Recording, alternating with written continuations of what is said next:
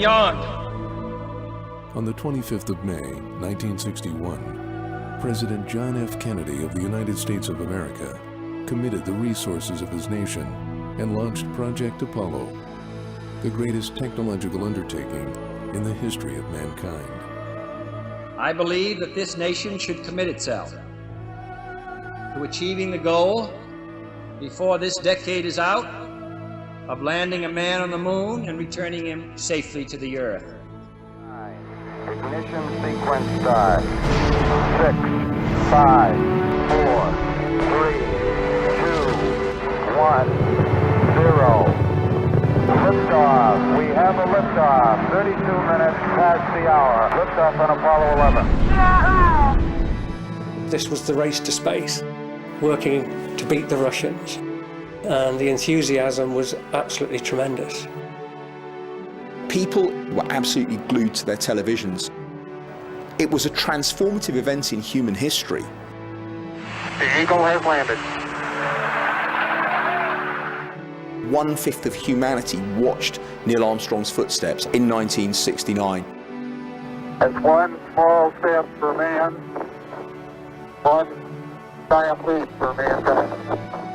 For one priceless moment in the whole history of man, all the people on this earth are truly one. But only 2 years later, in 1972, public and political interest in Apollo had dwindled. NASA was forced to cancel their last 3 missions, making Apollo 17 man's final mission to the moon. Astronauts Eugene Cernan, Harrison Schmitt, and Ronald Evans were the 3 brave men chosen to fly NASA's final mission. They have been written up in history books and acknowledged by the space and scientific communities, but have never received the public recognition they truly deserved. Yet Apollo 17's voyage to the moon was the crowning glory of man's lunar exploration. Apollo 17 broke so many records. It's got to be one of the most proud moments of my life, I guarantee you. The crew spent 3 days on the lunar surface. Their moonwalks lasted 8 hours. They covered a greater distance than any other mission. The scientific legacy of Apollo 17 has been enormous.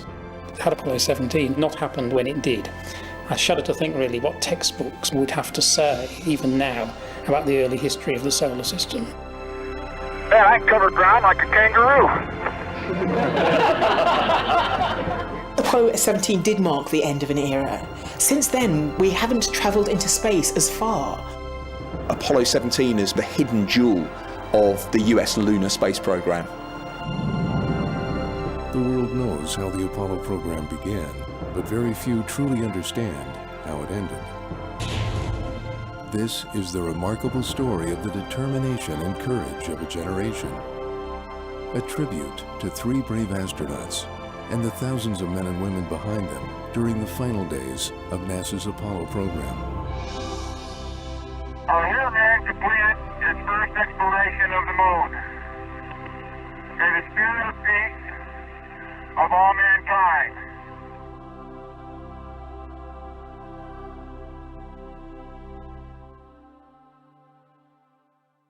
In 1961, when President Kennedy launched the Apollo program, the space age was only in its 4th year.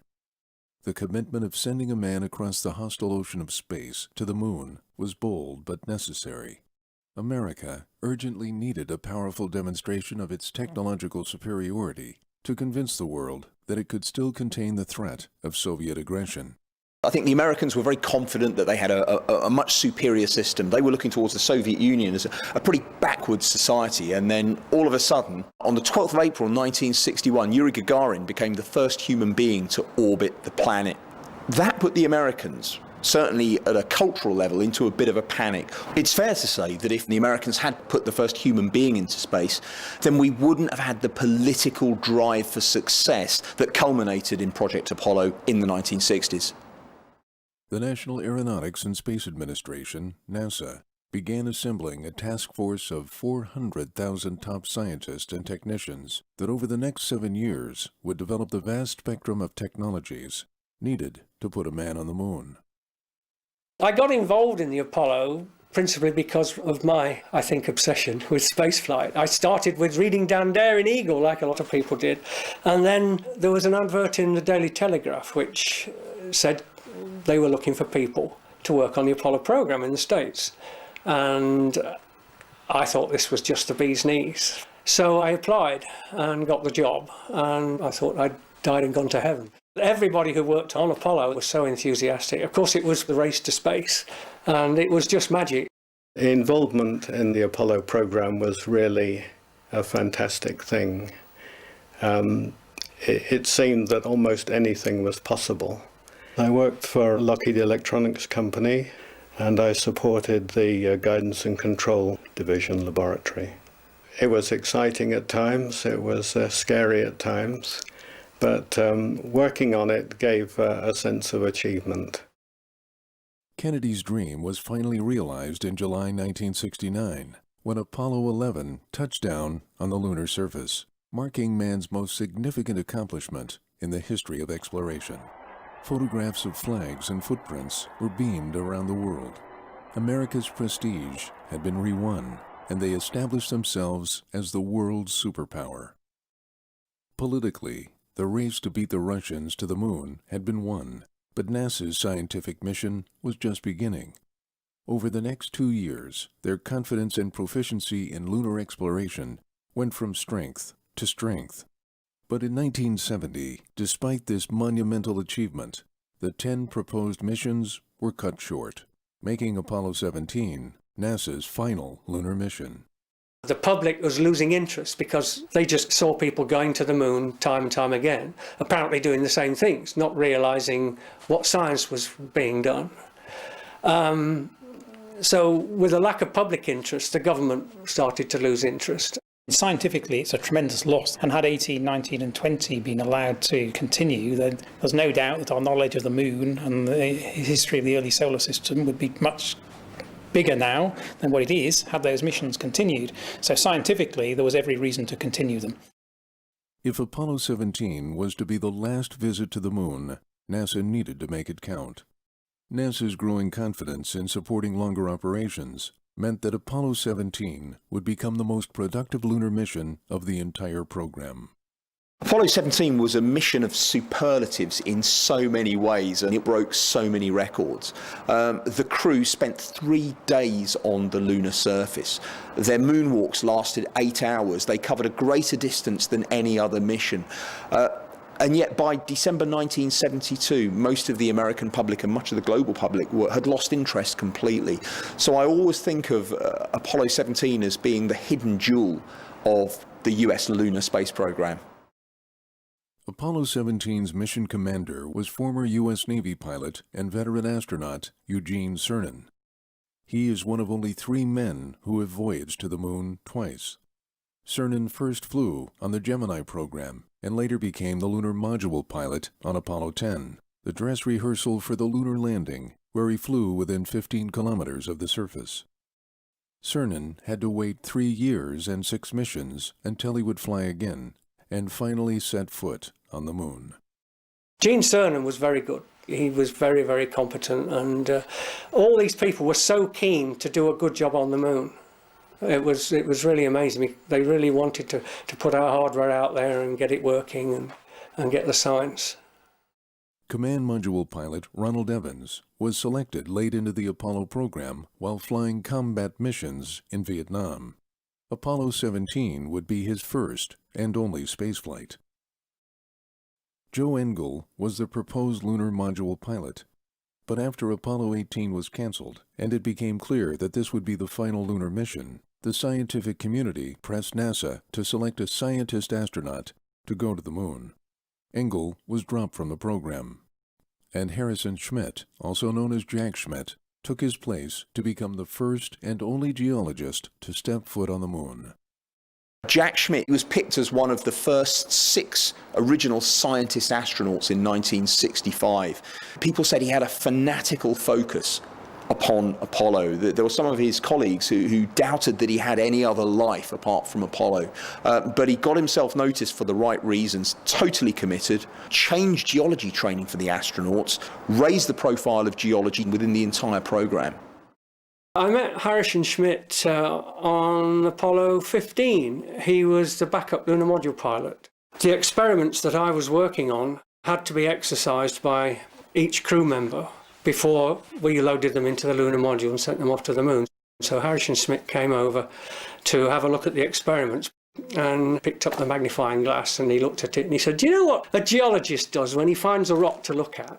And we said, "No." And he said, "He does this." He said, "Have you ever tried doing that in a spacesuit?" But he was a great guy to work with, very easy and very professional, as most of them were. On the 6th of December, 1972, the countdown to launch had begun.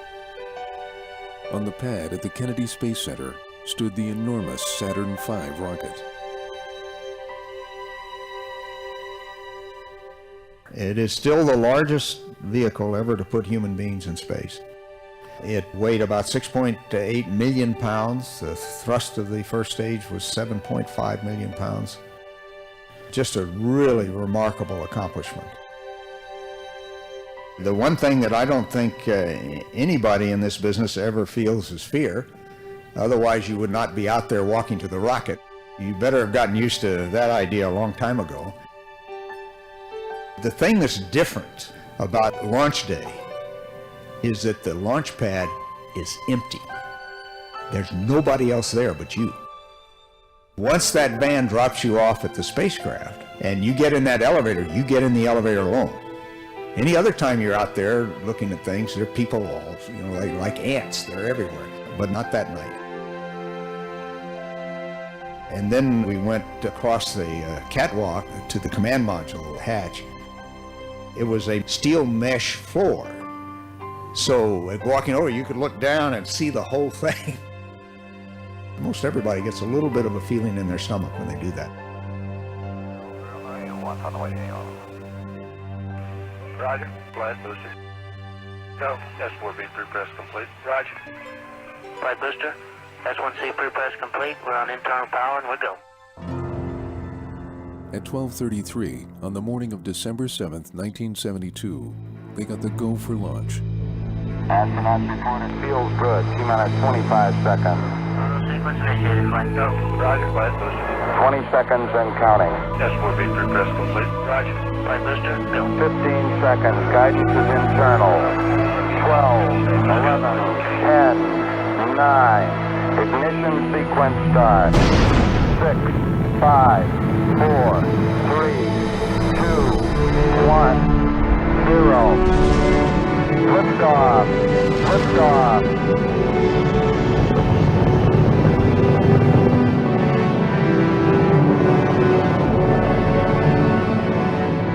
Apollo 17 is the only night launch of the Saturn V rocket. It turned night into day, and even from 500 miles away, it was incredibly bright in the night sky. And I think it was a fitting end to Project Apollo that night launch really summarised what the whole program was about. 17, your go. 17 is go. You're looking great. Right on the line. One of the things that you don't get in your training is the physical feeling of the launch. I got a pitch and a roll program and this baby is really going. Roger that. Stand by for mode 1 Bravo. It's a very heavy, low-frequency vibration. The first thing that I remember thinking was, why did we do all the simulations? Because I couldn't read anything on the gauges. That vibration was something. 3 Gs, 3.5 Gs. Hold on.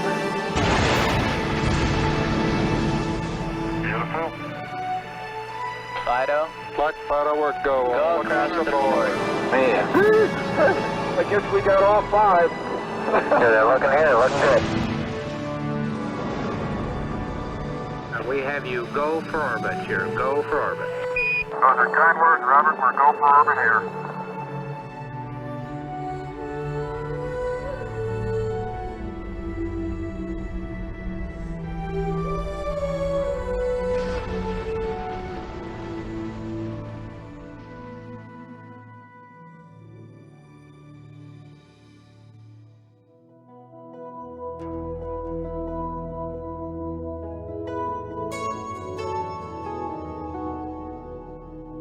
We had 2 orbits of the Earth before we were going to restart that third stage rocket that had inserted us into orbit in order to accelerate to 25,000 miles an hour and go to the moon.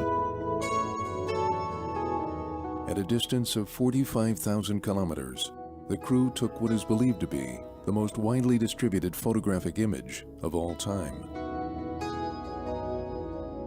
Famously known as the Blue Marble, this incredible image was the first picture of the fully illuminated face of planet Earth. We are seeing the Earth as it truly is, a grand oasis in the vastness of space. We take our planet for granted, but seeing it like that, sort of isolated from everything, it just gave a different perspective. And I think in some ways it almost stimulated the environmental movement. We saw our planet as a whole, and we saw it as vulnerable. The picture of the Earth as a blue marble brought home to people how fragile our Earth is and how stupid all the arguments are between nations. We're just all on this big spaceship together, and we better get along. No human being has since been at a distance where taking a whole Earth photograph like this has been possible. Exactly which of the Apollo crew took this amazing image is unclear, but like so many other aspects of the Apollo program, this breathtaking photograph changed our perception of our beautiful planet forever. Apollo 17's landing site was a small valley located in the Taurus-Latrobe region. Taurus-Latrobe sits close to the edge of an impact basin. This vast basin was formed about 3.9 billion years ago as a result of a comet or asteroid collision. The site's geological significance was of great interest to NASA. Taurus-Latrobe was chosen as a landing site for the last Apollo mission because it was a mixture of highland and lowland terrain. And of course they had a geologist as the principal investigator, if you like, on the mission itself. And I guess he was in his element driving around the moon's surface.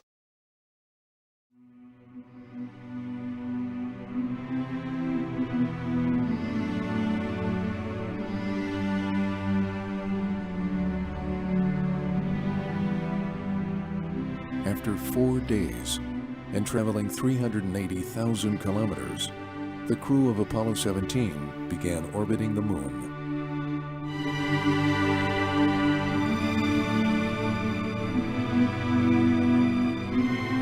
We, as human beings, committed ourselves to a gravitational field of another planet. And that was the first time. Apollo was the first time that human beings did that. There was no absolute guarantee that you were going to return. But it broke that bond with the Earth that ultimately, I'm sure, will lead humans on a path to the settlement away from our Earth.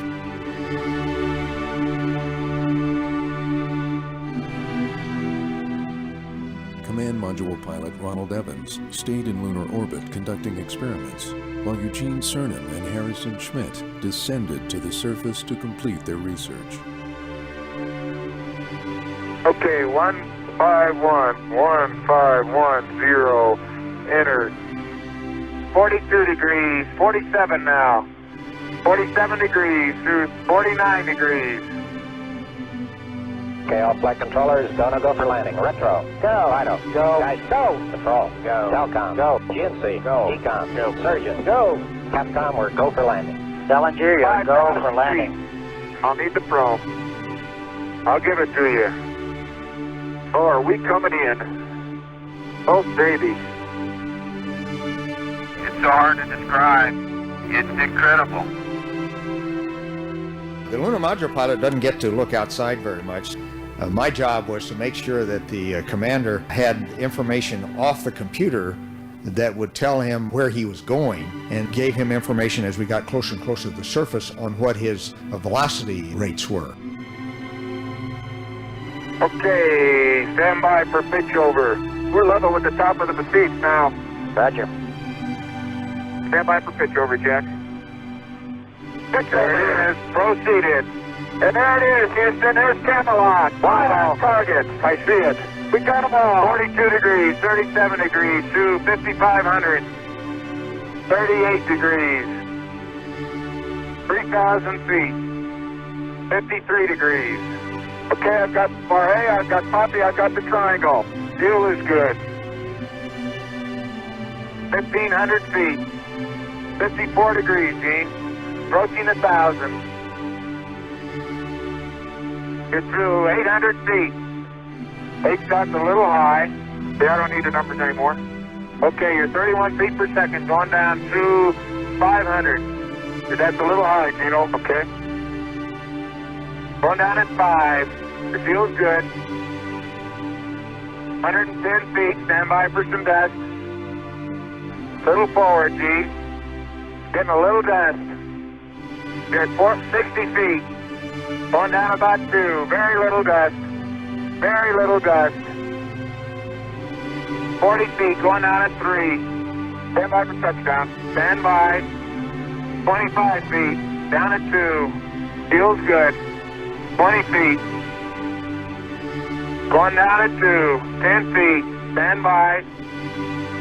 10 feet. Contact. Stop push.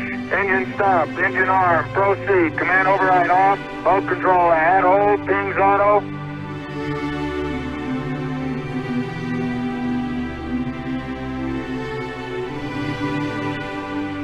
Okay, Houston, the Challenger has landed. Houston, tell America the Challenger is at Source Littrow. Roger, Challenger, that's super. On December 11th at 7:54 p.m., the lunar module Challenger touched down on the moon surface. As I step off at the surface at Taurus Littrow, we'd like to dedicate the first steps of Apollo 17 to all those who made it possible. We thank you very much.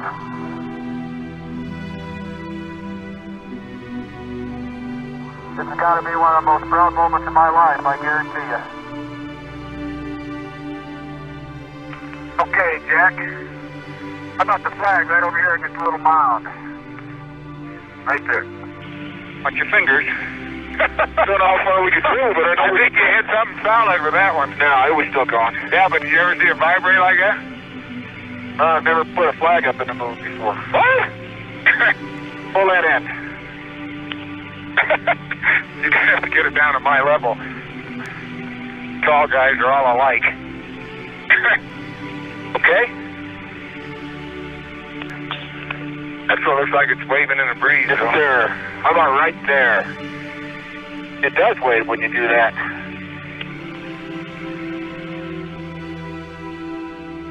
We got a beautiful picture, you guys, up down there. Let me tell you, Bob, this flag is a beautiful picture. My first concern stepping on the moon was to stay with the timeline. And as I came down the ladder, I was thinking of how we get maximum use of the time that was available. I had made a calculation at the time, I have no idea whether it was right or not, but that the time on the moon was worth about $1 million a man-minute. And that got my attention. And those were those year dollars, not this year dollars. How's the TV working? Beautiful. Guess you believe we're here now, huh? Now we believe you're here. To coin a phrase, it's a panoramic scene of beauty. Come on now, Bob. Say, Bob, what do you think of the terrain? Looks flat. Looks very flat and smooth. That's why you're an astronomer. Oh, well. For the first half hour or so, I was in very familiar territory because I was primarily looking at the lunar module. I was working around it. We were unloading things that we would need, including the roving vehicle and things like that. When I first had a chance to move away from the spacecraft, my first duty was to go to the points of an equilateral triangle around the lunar module and take a set of pictures that would give as much of a pristine view of the landing site as we could. And that was the first time I had a chance to really see the lunar module in the context of this place where we had landed. Taurus Littrow was a deep mountain valley, deeper than the Grand Canyon, as a matter of fact. The mountains on either side rose to 6,000 and 7,000 feet above the valley floor. and were brilliantly illuminated by a sun as bright as one that you can imagine, either in high snowfields or in the desert. But they were silhouetted against a black sky, an absolute black sky. And that's what you cannot get from the pictures that are printed, which doesn't give you the contrast that the eye sees when you're there. Torres Littrow was the most dangerous landing site of the entire Apollo program. Although the risks taken to land in the Torres Littrow Valley were great, the payoff was the opportunity to sample a larger and more diverse selection of geological material than ever before. Boy, is that pretty inside. Woo! We haven't seen anything like this. I haven't, unless you've been holding out on me. The samples returned would contain rock both older and younger than that of any other Apollo mission. Torres Littrow Valley was selected because it was a diverse site geologically. Within an easy driving distance of the landing site, there are these highland blocks, the North Massif and the South Massif. These highland blocks were formed as mountains. Orbital imagery based on photographs taken by Apollo 15 had demonstrated the existence of boulders which had rolled down the mountains from high up on the slopes, where they'd carved tracks. And so accessing these boulders that had rolled down the massifs became a high priority. In addition to these boulders, a small fault runs across the valley called the Lee Lincoln Scarp, which it was considered would be of geological interest. And there was a landslide of clearly light-coloured highland material which had fallen off the South Massif mountain and covered the valley floor. So all in all, it was a very geologically diverse valley where a lot could be explored in the time available to the astronauts with their lunar roving vehicle. Got a bag? Got a bag. The soil from right underneath the rock. In addition to their geological studies, Cernan and Schmidt were to perform several experiments. The Apollo Lunar Surface Experiment Package, or ALSEP, contained 4 experiments never before deployed on the moon. There was a brand new experiment to look at the lunar atmosphere. Now, the lunar atmosphere is a very good vacuum, but there are gases around. And it was a mass spectrometer that could actually detect different kinds of gases. There was a thing called a gravimeter, which was a very, very sensitive gravity measuring device, trying to measure the moon's gravitational pull, looking for very, very slow moonquakes to see if they existed. There was the Lunar Ejectron Meteoroid experiment, which was looking for small meteorites coming down and impacting it, dust-sized ones. And then finally, another seismic experiment with explosive charges, which were put out on the lunar surface as they drove around in the rover. And then they were fired later on from the Earth. Commands were sent when the crew had left. And they sent seismic shocks quite deeply down into the surface so that we could see what the strata was like underneath the surface of the moon.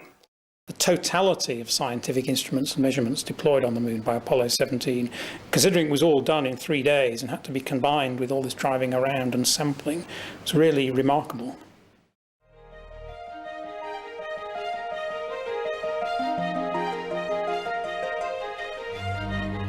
The lunar rover was an outstanding vehicle for field exploration.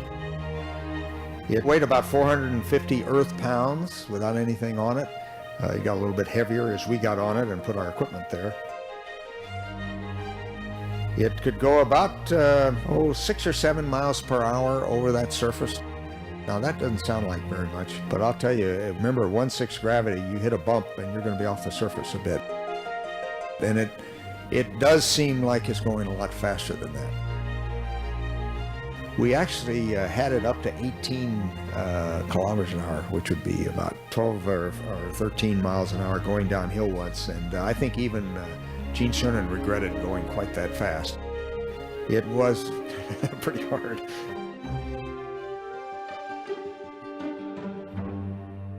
The rover was a very, very productive vehicle and a tribute to the people who designed and built it. The crew were on their first extravehicular activity, or EVA, when Cernan brushed against the rover. A hammer in the shin pocket of his spacesuit caught the buggy's rear fender and tore it in half. Oh, you won't believe it. There goes a fender. Yeah, Bob, I got a little bit of a problem here. Oh, shoot. Gene Cernan turned around and just scraped against the fender of the lunar roving vehicle, and it snapped a little bit of it off. Now, we might think that this was no big deal, but we need to remember, on the surface of the moon, this lunar dust used to get absolutely everywhere. With the lunar roving vehicle travelling at about 10 or 11 miles an hour at top speed, it was throwing lunar dust everywhere. Not only would the astronauts get covered with the material, but the material was very dark. Now remember, in an airless environment, if you're exposed to direct sunlight, you're going to heat up massively. It's one of the reasons that the outer layer of the Apollo astronaut suits were white. And so what seems to us on Earth to be a relatively minor issue was going to seriously compromise the potential science that could have been obtained from the rest of the mission. Well, everything's getting awful dusty. Everything is just full of dust. With the dust threatening the astronaut's safety, something had to be done. In spite of his thick gloves, Gene Cernan managed to unroll and tear off strips of duct tape in an attempt to repair the damaged fender. And Dina, how you doing on that fender? Bob, I am done. If that fender stays on, I'm going to take a picture of it, because I'd like some sort of mending award. Let's hope. Keep your fingers crossed, and I'll be more careful around the fenders. Okay, copy that. His quick-fix solution held out. For the next 4 hours, they continued to drive the rover without any problem, stopping to drill holes, collect core samples, and deploy seismic charges. But while on a rough patch of lunar terrain, the fender broke again, and a new problem arose. A thick coating of dark lunar dust began covering the rover's batteries, which were now absorbing the heat from the sun and at risk of overheating. We got pretty dirty. We cleaned our pressure suits between every EVA, but you could see the scratches on the wrists and on the helmet. Good engineering is going to have to keep the dust out of things. It is very abrasive, but you could still see the scratches. Yours truly doesn't prove I was on the moon, but I seem to have had an awful good time while I was there, and not at all bashful about standing around in my underwear. Back at Houston, NASA engineers understood the seriousness of the situation. If they couldn't come up with a solution while Cernan and Schmidt slept, the next day's exploration would be severely inhibited, limiting the astronauts to within walking distance of the lunar module. Apollo 16 commander John Young was on the case. John Young spent the night working in a spacesuit back at Houston, working out a procedure to fix it. And they worked out that they would use an old map that they'd already been using, they didn't need again. They taped it into a curve and then found 2 little clamps which they could use to clamp it to the dust guard. When the astronauts woke the next morning, Mission Control had instructions for a replacement fender. The new fender held for the rest of the mission, which was to be another 15 hours of EVAs. Apollo 17's true science potential was saved by duct tape. Don't go anywhere without it. Although the lunar rover allowed the astronauts to cover great distances, they still had to travel on foot when setting up experiments and collecting samples.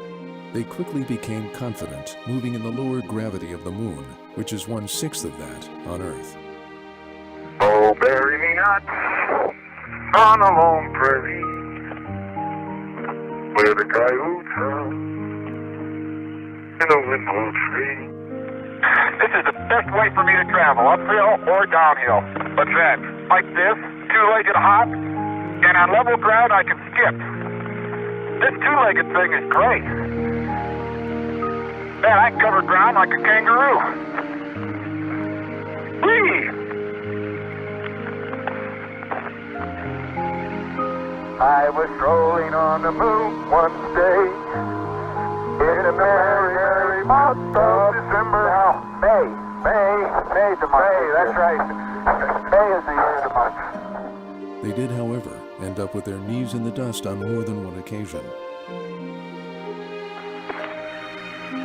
Okay, yep. Remind me to dust my camera too, will you?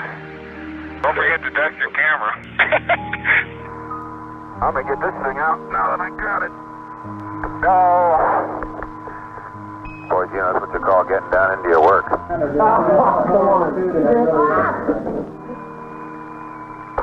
No, dadgummit. Would you go over and help Twinkle Toes, please? Anytime you felt a little bit homesick, you could look up and see the Earth, only 240,000 miles away. I must say, though, that the communications were outstanding. I never felt isolated on the moon at all. During their second EVA, the crew visited a crater named Shorty Crater. Shorty had excited scientists back on Earth, as it's surrounded by a halo of soil that is significantly darker than the general terrain. After the 7-kilometer drive to Shorty Crater, Harrison Smith looked to the soil stirred up by his feet. He found what is considered to be one of the most significant of all Apollo's discoveries. Oh, hey! There is orange soil. Well, don't move it till I see it. It's all over. Orange! Don't move it till I see it. I've stirred it up with my feet. Hey, it is! I can see it from here. It's orange. You know, there's a stereotype about science as being dull and unemotional. I think the story of the orange soil on Apollo 17 just blows that myth to pieces, because when you look at the pictures of the moon, they could be colour pictures, but the moon looks pretty grey. And then all of a sudden, on Apollo 17, in this monochrome landscape, you've got bright orange soil appearing. Now, when this was reported, you can hear it in the voices back in Mission Control. You know, there is orange soil, there's excitement. And I'll never forget that there's one of the geologists supporting the mission, and he is almost shaking with excitement. Fantastic, sports fans. I've got my tools of the trade right here. The significance of this was that the orange soil, it was thought, could be evidence of volcanic activity. Now, this landing site had been chosen specifically to try and look for evidence of volcanic activity. So it's, I think the words that Jack Schmitt used were, I think we found what we were looking for. Oh man, that's incredible. Jack, that is really orange. When analysed through a microscope, the coloured soil turns out to be made of tiny, tens of micron-sized orange glass beads that's been erupted in a fire fountaining eruption in the Taurus Littrow Valley. The orange glasses are in fact the youngest samples found in the Taurus Littrow Valley, but they're still 3.6 thousand million years old. Because the moon seems to be so dry, it had been assumed that the primary volatile responsible for driving these fire fountainings was carbon dioxide gas. But evidence has been found that some of the volatiles responsible for driving this volcanism may have been water after all. And so these glasses are still, 40 years on, actively at the centre of lunar science today. And as I step out onto the plains of Taurus Littrow, oh, what a nice day. Oh, funny, there's not a cloud in the sky, except in the Earth. The astronauts' third and final EVA provided an opportunity to study the large boulders that had rolled down the north wall of the Taurus Littrow Valley. This large boulder had rolled down the North Massif about 1.5 kilometers. I'm there for scale. It hit a change in slope and broke into 5 pieces there and stopped. And it has told us a great deal about the nature of these huge impacts that have occurred on the moon and before that occurred on the Earth. Holy smoly! Why are we on a slope? You okay? It's one of the blue-gray rocks, Bob, and it's got a light-colored fragment that runs the full height of it, about 1.5 meters thick, and then it's got the blue-gray rock on the other side. Okay. Here I am, folks, in the middle of the boulder field. Just minding my own business.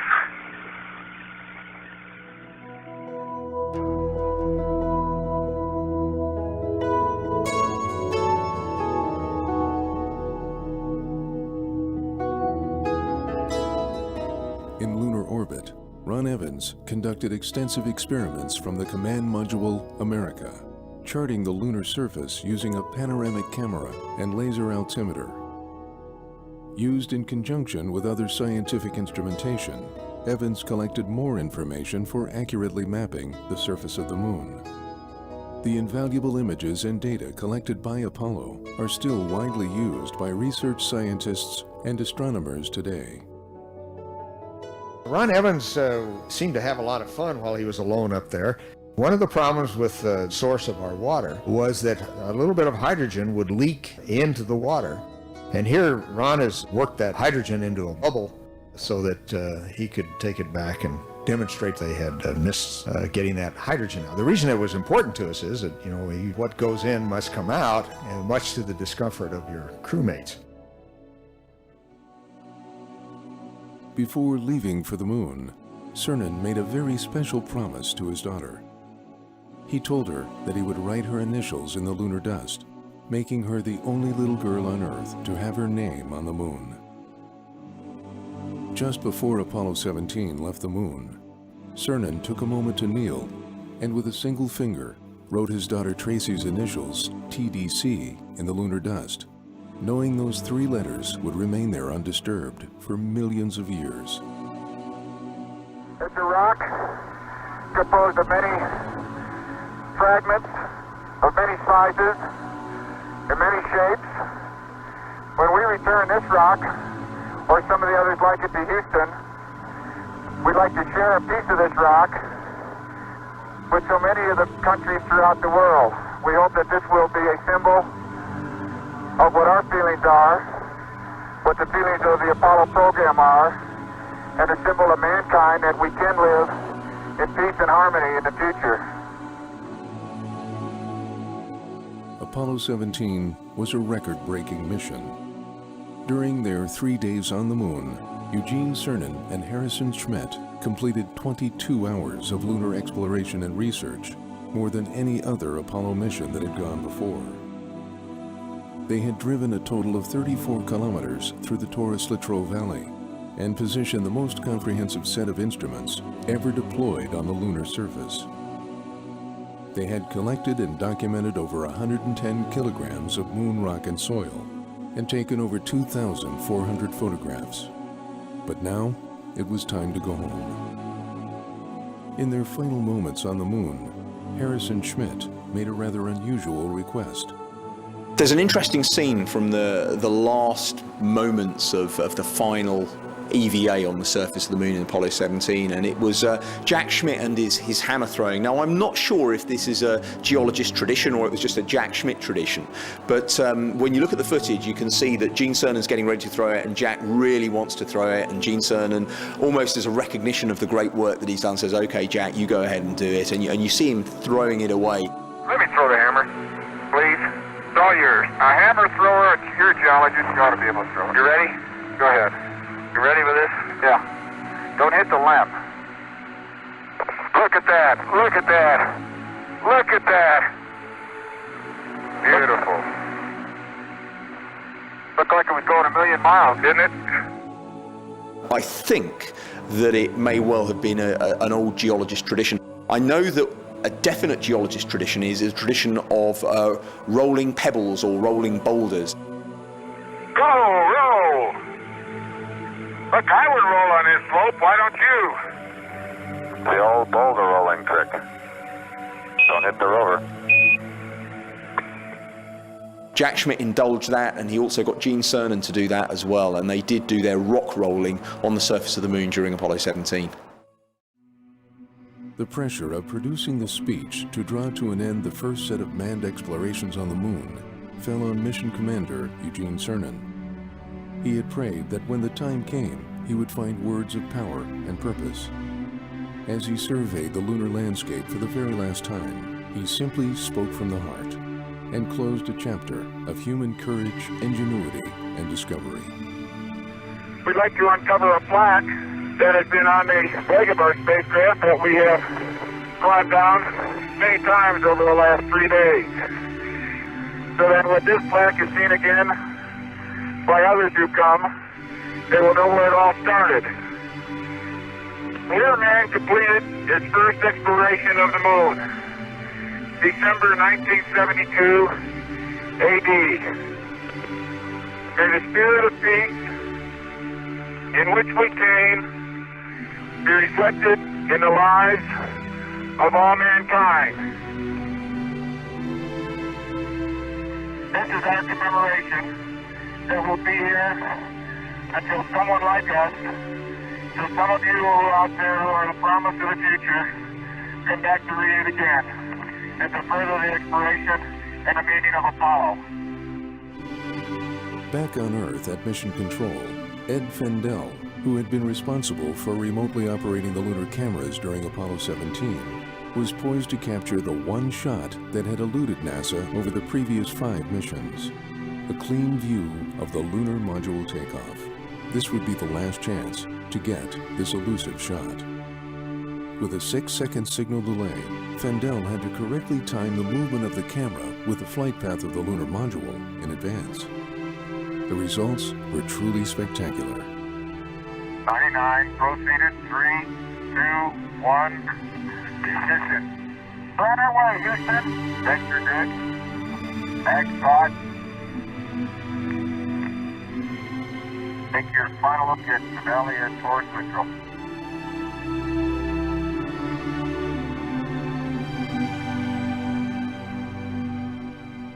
Good to see you. Good to have you all back up here. It's been a good trip. Man, that Challenger is a beautiful vehicle. You betcha.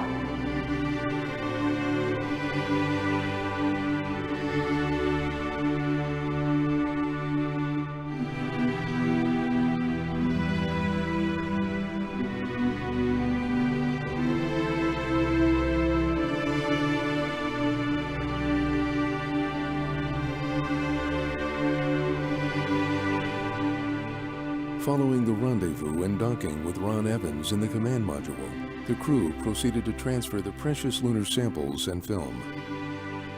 Apollo 17 spent an additional 3 days in lunar orbit, conducting yet more orbital science, and they would be the last men to witness the famous Earthrise.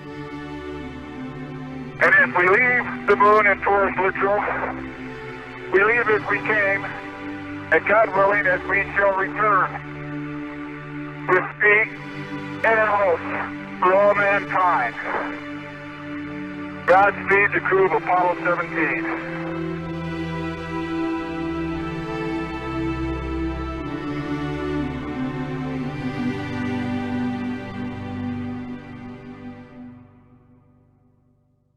On the return journey, Ron Evans had the chance to complete an EVA of his own. Leaving the safety of the command module, he ventured on a spacewalk to retrieve vital film from the onboard external cameras. Luna, am I clear? You're clear, Banco. Am I on the tube? That's affirmative. Outstanding quality picture, Ron. Okay.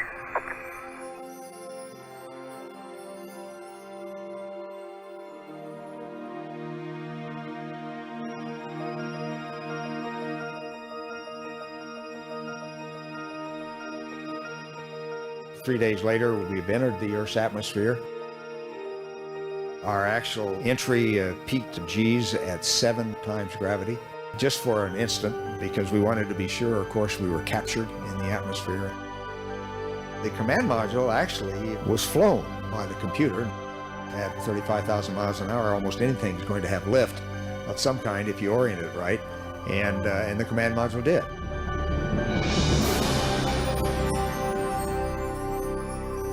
At this point, we had gone through the deployment of drogue chutes at 25,000 feet, and then this deployment of the main chutes at about 10,000 feet. And we were moving down towards the water, I believe, at about 16 feet per second.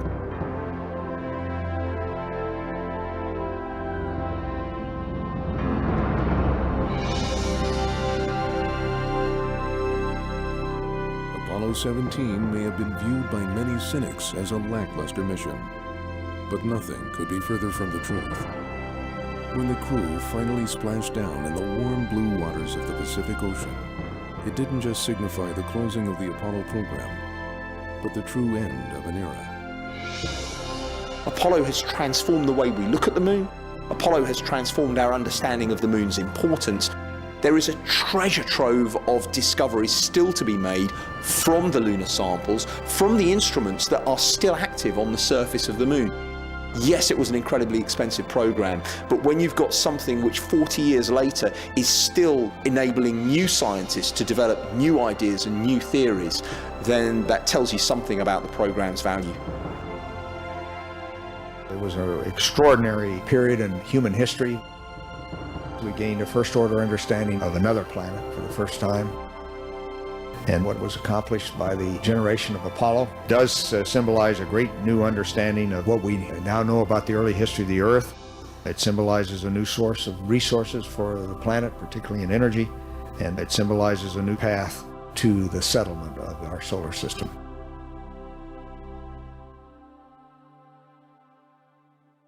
Before we went to the moon, all we knew about it was what we could get from telescopes.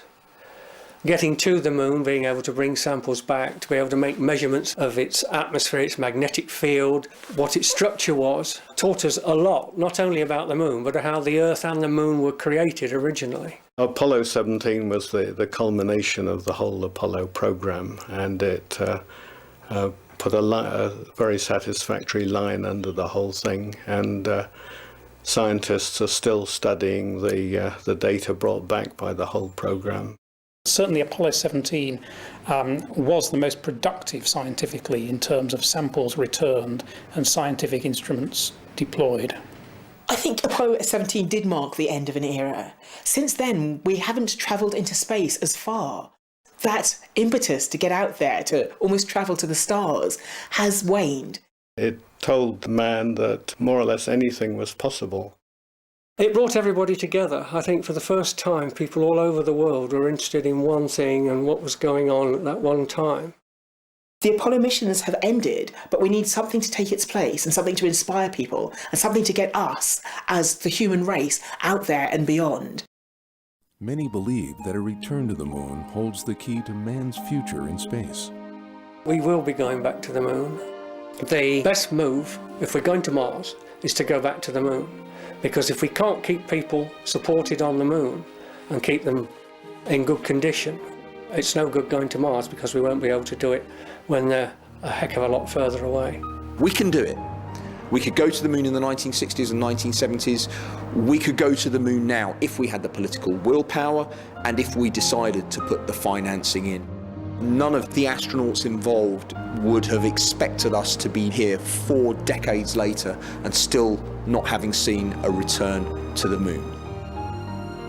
But ultimately, the Apollo for our times would be the challenge of getting a human being to Mars. It's not just about exploration, it's about securing the future for humanity. That's what human beings have done throughout history. We have been a species that wants to explore, to push forward our frontiers. The Earth is our cradle, but we can't stay in the cradle forever. Whatever the future holds, one thing is for sure. Apollo's overwhelming contribution to science has given us a new perspective on the moon, our own unique planet, and the universe beyond. I was sad that the programme came to an end. Obviously we'd like it to have gone on much longer. But even though Apollo ended and we were sad, we continued with some really exciting work. It was a fantastic experience. I definitely feel proud that I was part of the Apollo program, even a very minor cog in a big machine. If I had my time again, I most certainly would move heaven and earth to work on something like that again. It was really fun. Apollo 17 was a fitting conclusion to a triumphant space program which will inspire future generations for many years to come. What NASA achieved in the decade following Kennedy's pledge is a testament to man's ingenuity. We choose to go to the moon. We choose to go to the moon. We choose to go to the moon, and this became